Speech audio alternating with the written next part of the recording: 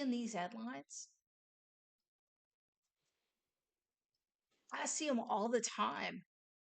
Headlines telling me Gen Z can't afford a house. And the only people buying and selling are boomers, senior citizens. Here's another one. Today's housing market is so upside down, there are more senior citizens buying homes than Gen Zs and millennials. Millennials. I'm Gen X. I can't pronounce words. Look, my name is Bridget Fredericks. I'm with Home After Home, a real estate company in Baton Rouge, Louisiana. And I'm here to tell you they're lying to you.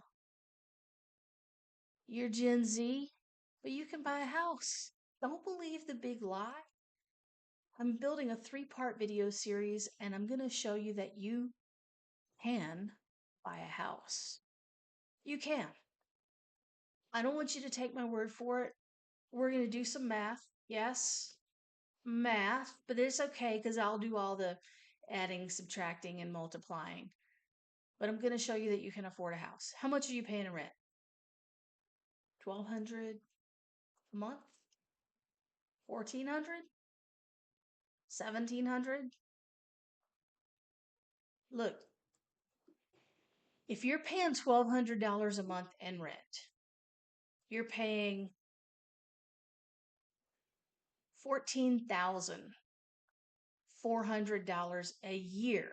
That is going. Goodbye. Goodbye, $14,000. Over 2 years, that's $28,800. Goodbye. Goodbye, money. It's not going in the bank. And when you leave that rental property, you don't get any of it back. It just is gone, evaporated. You might as well have set it on fire. If you're paying $1,500 a month, after 1 year, you spend $18,000. After 2 years, you spend $36,000. I'm telling you, you can buy a house. And instead of renting and kissing your hard-earned dollars goodbye, you can be building wealth. There's a reason why home ownership is the fastest path to building wealth. Don't wait until you're 50 years old to buy a house. If you buy a house now, you start building your wealth now. Build your wealth while you're in your 20s so that by the time you're in your mid-30s, in your 40s, you're set. If hardship strikes, if you become ill, if you have an accident, if something happens, you've already built a foundation, a financial foundation that you can rely on. That's why you buy a house now. Yes, housing is unaffordable. That's what they say. You know why they say that? Because the average home price in America is $450,000. Depending on where you source that information, it's somewhere between $400,000 and $500,000, but that's all across America. And housing is local. In Baton Rouge, we're lucky because our housing isn't $450,000. Our median price in Baton Rouge is $266,000. 266 is a far cry from 450.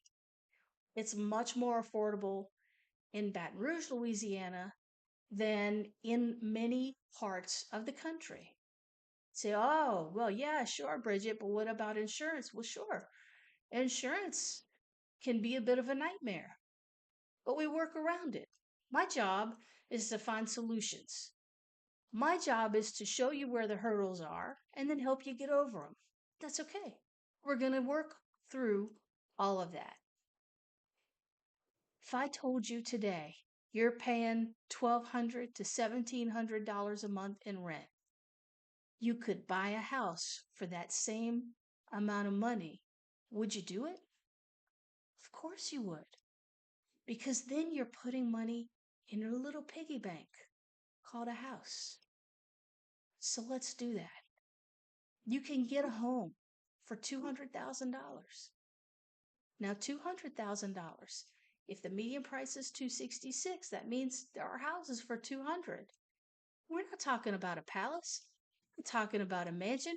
We're not talking about your forever home or your final home. We're talking about your stepping stone, your first home, your path to building your financial freedom. Let's unhide these columns. Let's show you what this looks like. Here's a little payment calculator. If you purchase a house for $200,000 and the interest rate, which varies, it's up and down every day. Oh my goodness, sometimes it's 6, sometimes it's 7, is somewhere in there. Let's say it's 6.5%. Let's look over here at our website. Resources, mortgage rates. 30-year fixed FHA, 6.05 average rate today. Okay, so we'll populate that 6.05% interest rate. On an FHA loan, you can get in with as little as a 3.5% down payment. That's $7,000 on a $200,000 house. Okay, so there's your loan amount. It's a 30-year loan. This is your payment, $1,163.34. That's principal and interest. P&I is principal and interest. Now, your principal and interest payment, your payment is made up of two things. There's more. We're going to get to that. Your principal, which is the part that you're going to pay down what you owe on the house, and your interest is the part that you're paying for the privilege of having a loan. Then we have to add in insurance, how much insurance costs on the house. This is a guess. I grab a number out of the air and I put it on the spreadsheet. I don't know how much your insurance is going to be. So I'm guessing $2,800 a year. Taxes. This is an estimate. This is an educated guess. Assuming you're going to own the home and live in it, you'll get a homestead exemption. In Louisiana, you get a deduction of $75,000 off the value of the house, so you pay taxes on the value over $75,000. So you pay about $1,250 a year in property taxes. And we add that into your monthly payment. So your monthly payment, your PITI payment, that's principal, interest, taxes, and insurance. Your total payment is right at $1,500 a month with a 6% interest rate on a $200,000 house. What did we say you were paying in rent? Are you paying $1,200? Can you afford $300 a month more to own your house? I told you can afford it. You can afford it. How much money are you making? So these are some rough calculations over here on the left. So let's look at that. Now, if you're making $68,000 a year, I don't know how much you're making. I'm not even going to guess. We have to figure in how much debt you have. So if you have a car payment, $450 a month, and you have credit cards, and you're having to pay whatever's that minimum monthly due each month. Let's say that totals up to $25. That means your monthly income is $5,600. The general rule, and this can change and be different from one lender to the next, and it's going to be based on your credit. It's going to be based on a whole lot of different things. So you're going to have to talk to a lender, because I'm not a lender. But this kind of gives you a baseline, is that the max your note can be is 28% of your monthly income. So that's $1,586. And your total debt can only be 36% of your total income. So that's $2,000. So we have to take the $2,000 minus the max housing. See, you have an overage here. So now we know your mortgage can't exceed $1,565. So with this income, and this debt, this is the max mortgage you can have. And here we are, $200,000 house, $1,500 a month payment. These numbers work beautifully together. So you see, it works. Now, maybe you don't make that much, but you're married.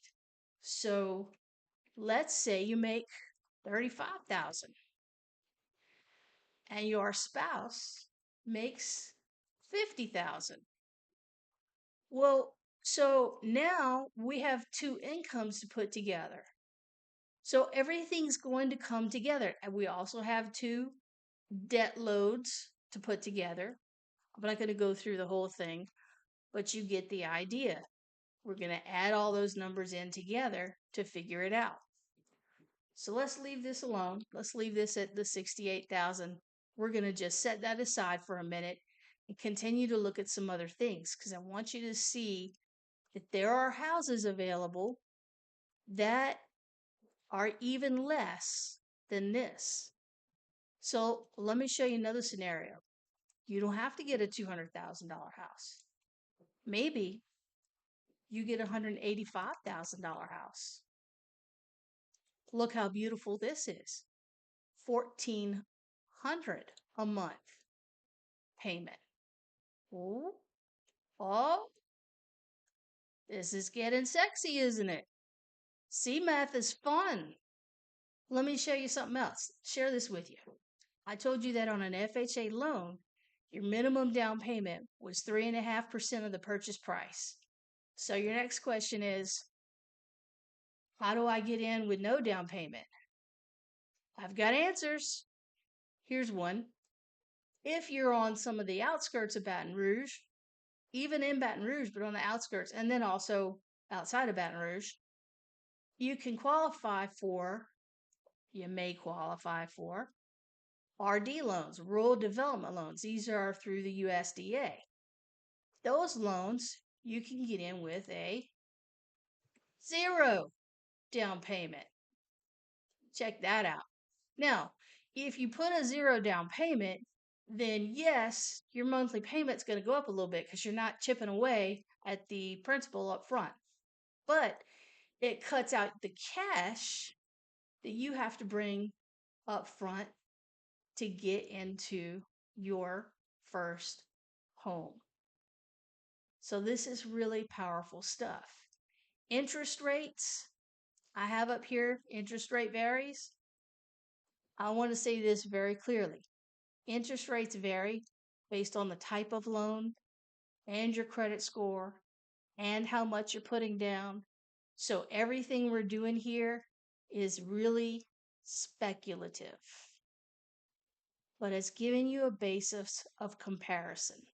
It's giving you some information so that, I think I might actually buy a house. I think I might talk to a realtor. And I think I might talk to a lender. That's where we want to get your brain working because, not just because I want another sale, it's because I want to help you.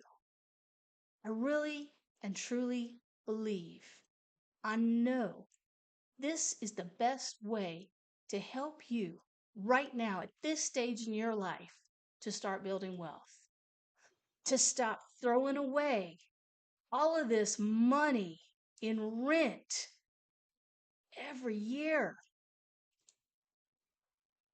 Let's look at something else. Let's say you squeeze into this house at $185,000 with a 0 down payment. Let's even say you paid a 6.5% interest rate. So you're paying up close to $1,500 a month on your monthly payment. I want you to see something. At $1,500 a month in rent, after 2 years, you have burned $36,000, right? Gone. $36,000 evaporated, burnt up, gone, never to be seen again, not coming back to you any kind of way, no how, gone, right? I know you're telling me you get it. You get it. All right. Same house, $185,000, 6.5% interest rate, zero down, $1,500 a month payment. All right, let's see what happens after 2 years. After 2 years, you have gained $15,000 in equity in that house. Assuming that the house appreciates about 3% per year, and you're every month you're chipping away at that principal, just a little by little, chipping away at that principal. Now think about this. Minus 36,000 to positive 15,000.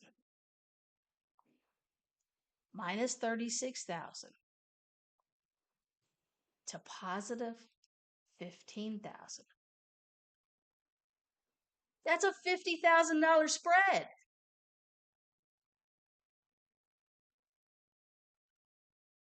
$50,000 spread.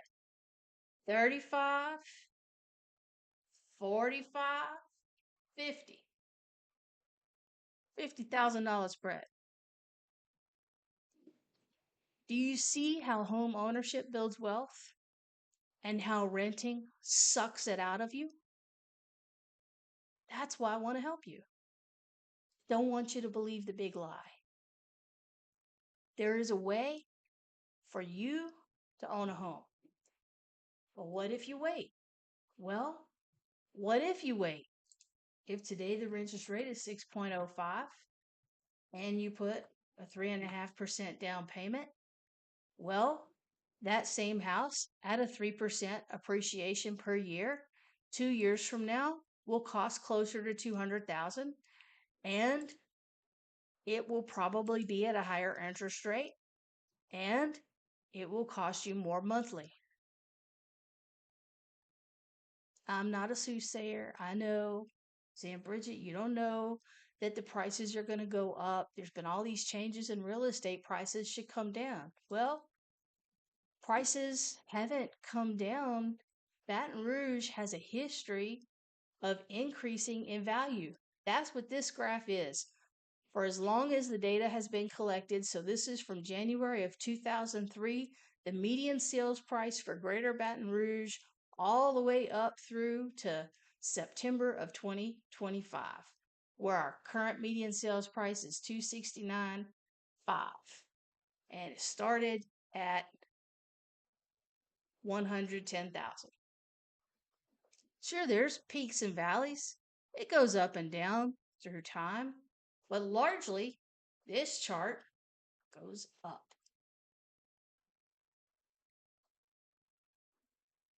What does waiting get you? Waiting gets you negative $36,000. That's what waiting gets you. Waiting costs you this equity that you could have gained in your house, your home. Let's take this a step further. You stay in that house 3 years, 4 years, and then you're ready to move on. But you started building wealth. Maybe you keep that house. Buy your next house, a little bit bigger, a little bit nicer neighborhood, and rent the first house out. Mind blown, right? Now you're making money every month. Don't believe the lie. They are lying to you to keep you down. The longer they lie to you, the more you pay them to rent their properties. Stay tuned for the next episode where we're going to dive into this a little bit more, and I'm going to show you what some of the houses look like that you can get for around $200,000 in the Baton Rouge area. We're going to take a look at some currently active listings. And if you have any questions in the meantime, just call or text me, 225-772-7030. Bridget Fredericks, Home After Home.